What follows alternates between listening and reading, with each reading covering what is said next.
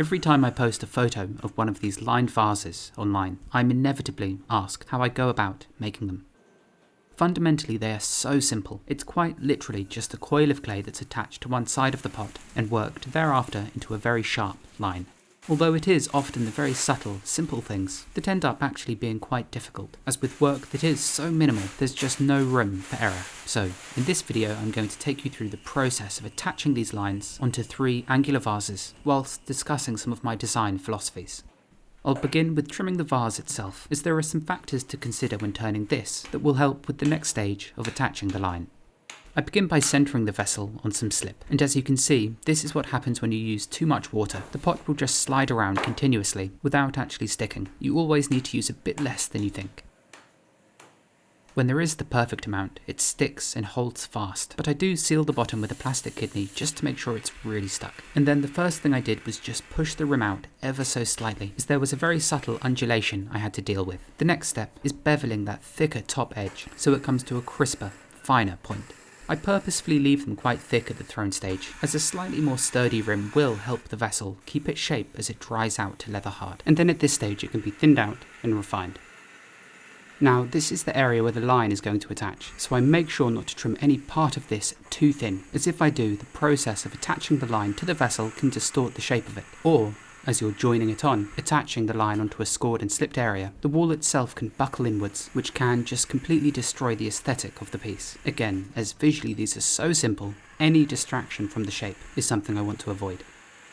So, the upper section of this pot is trimmed thin, but not too thin. If I wasn't attaching a line, there's a chance I would turn it a touch finer, but on this scale it's just not worth it.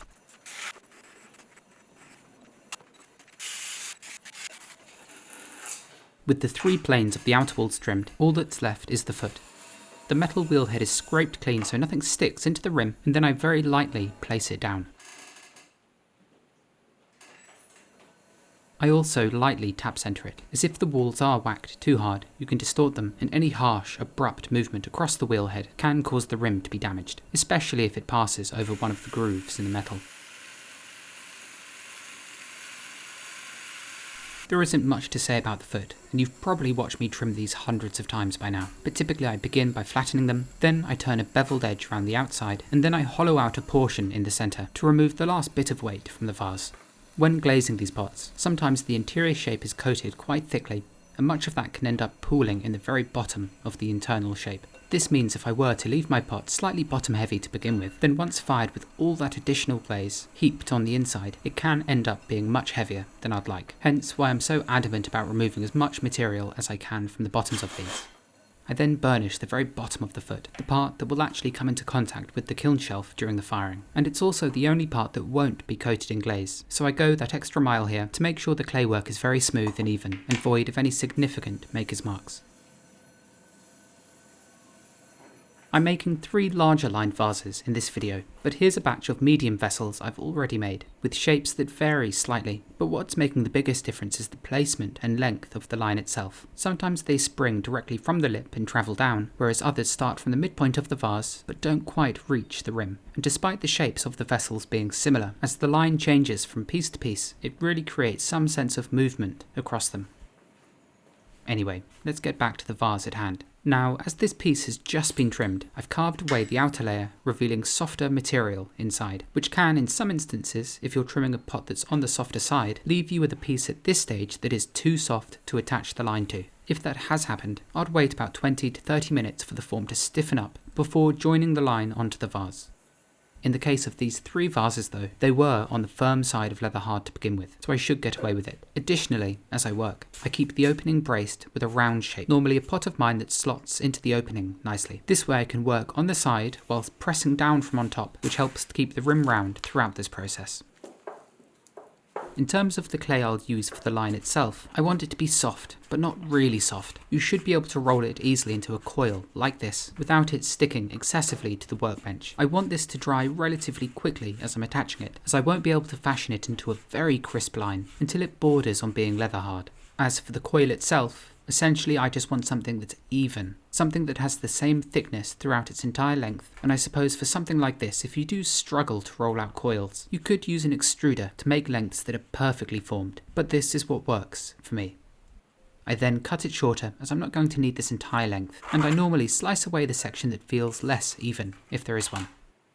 I then score a very light line on the surface of the vase. This is the initial guide that needs to be as straight as I can make it. I then score this entire line with a serrated kidney, roughening it up to create more surface area, which I'll also do on the coil to help the two parts knit together. I also use a needle to get to the places the kidney doesn't quite reach. It helps to be thorough when doing this, as if you are a bit careless when attaching this mark, that's usually when these lines begin to crack and fall off the part as they dry, which is just such a pointless thing to happen, and it normally happens to me when I'm impatient, or in a rush. I then also score one side of the coil, creating more grooves, so hopefully when I press it against the vase, it helps both blend together more easily. I then dab the slip over the scored section, not brush, as doing that can just flatten the grooves you've made with the serrated kidney, and I don't necessarily need to be completely accurate at this point. In fact, it helps if I soften the surrounding area too with slip, as one aim of scoring and slipping the surface like this is to increase how similar in terms of consistency it is to the line, as ultimately I am attaching soft and leather hard clay together, which is just asking for trouble if not done properly. The line is then held in place and carefully pushed against this scored section, softly initially, just to tack the two together and make sure the line is in the right place. This way, if I stand back and look at it, I can adjust it if need be. And then when I'm happy with its placement, I can press it on much more firmly, supporting it from the back as I do, especially on the topmost section, as it's here where the shape of the pot is most likely to distort.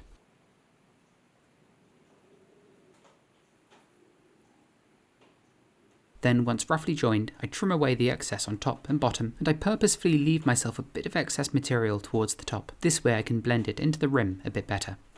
I then turn the vase so I'm looking at the line from the side, just like you are here. And with a wetted finger, I run it up and down the line, pressing it firmly against the vase, whilst also trying to make it as straight as it can be in relation to the wall underneath it. This part is actually much more important than you'd think, as if the lines themselves don't fully match the body underneath them, it creates a visual discrepancy that for me can completely ruin these forms. Making sure they're right is really a lesson in being able to see properly. And I know that does sound a bit ambiguous, but when you teach this craft and you ask students to spot for you what are obvious differences, it's surprising if you're new to a craft how you just cannot see these. I used to have this with handles all the time. I'd demonstrate how to pull and shape one, and then they'd recreate them, happy that they were identical, only for them to actually be completely different. With the line now fully pressed onto the vase, I start the next stage, which I do with this metal tool that has rounded corners, which I press into the line and then drag some of the clay into the body, blending one against the other.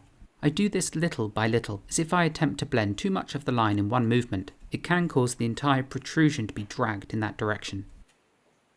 So with this initial pass on both the left and the right of the line, my focus is really just securing the line onto the body properly. Much of the refinement will come after this step, after the clay has dried out. And I should reiterate that this is again much easier to do if the clay is on the soft side. If the coil is harder, you'll find it more difficult to create a smooth transition between the two. Now to do the other side of the line, I used to hold the vase in one hand whilst carving with the other. But when the pots get larger, that's not really something you can do. So instead I flip them over like so, carving away whilst balancing the vase on this rather ad hoc appendage. In theory, I could have just placed the vase upside down on the metal wheelhead and continued work that way, but I actually find it much easier if the vessel is raised up like this, as I can properly see what I'm doing, whereas if it's too low I begin to feel constricted, and my whole body too ends up being much lower, making the process more uncomfortable for me. I'm not actually sitting on the wheel stool at the moment. Instead, I'm crouched on the ground to give myself a better view of what I'm doing. I think the golden rule is to be eye level with the work you're doing, and how you get there is really up to you. Although it also, of course, helps if you're comfortable, as this process can take rather a lot of time. With the pot turned back the right way up, I blend the top into the rim a bit more carefully. And then the next round of refinement can begin. Here, I'm getting rid of any smudges on either side, sections where the clay looks obviously smeared. I also try to carve back these horizontal lines, so they remain nice and crisp and intersect the protrusion itself.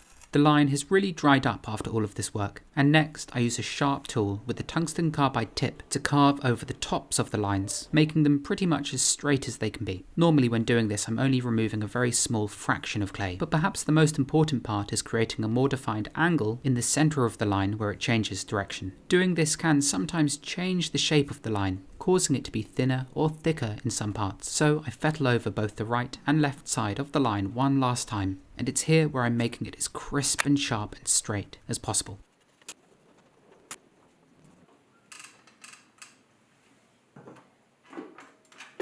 And with the line more or less finished, the last thing I do is just sponge over the interior form to remove any sort of scuff mark left by the bowl I was pressing into the opening. Ultimately, I'll be using quite a thick glaze on these, so in theory I don't have to hide every small mark. But if I was using a much thinner glaze, or leaving them completely bare, then the level of finish at this stage is of paramount importance, and I'd probably spend a bit more time perfecting it.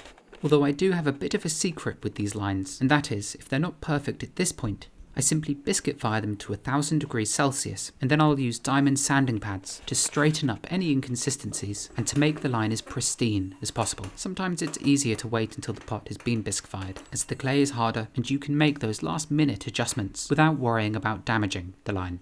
I insert the bowl back into the opening and twist it in place to make sure that it's nice and round, and then I use a really dense sponge, which I soak in water and then glide over the surface, just to remove any grubby fingerprints or burrs of clay that have stuck to the surface.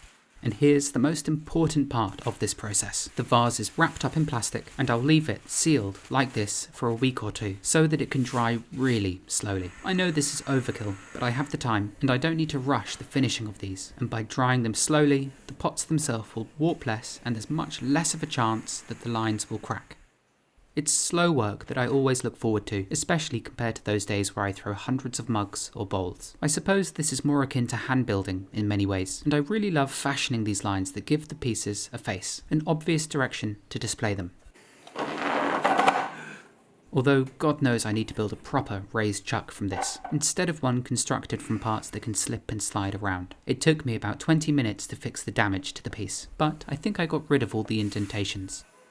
Having corners on this blade that are curved is so helpful, as if this blade was perfectly straight and had corners that were sharp right angles, it would make carving away more difficult, as those sharp corners would scratch the already neatly blended sections. With those that have a line that comes short of the rim, I make sure to finish them so they come to a crisp edge, so that the indentation cuts through the glaze nicely. And sometimes after I'm finished with the metal tool, I'll gently sponge on either side of the line to hide any scratches there could be on the surface.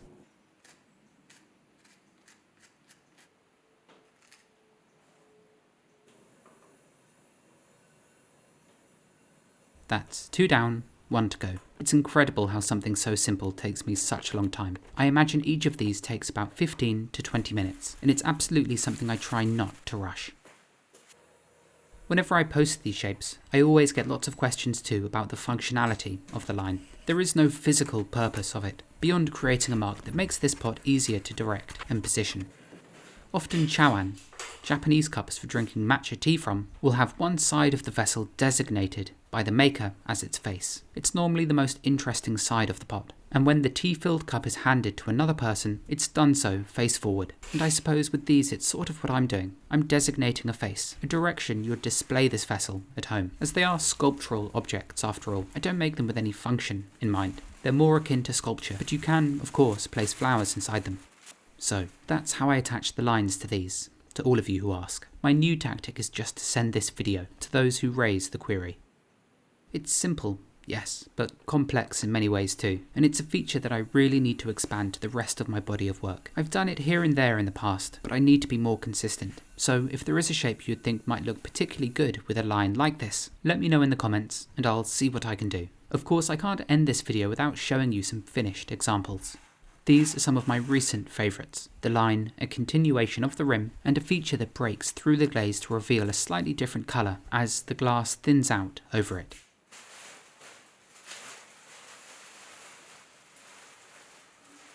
They do work well for flowers. I need to remember to take more photos like this. Anyhow, thank you so much for watching this simple video this week. Sometimes this is what they're like. I can't always show beginning to end, although I now expect to see lines covering everybody's pots. Thank you for staying to the end, and I'll see you next time.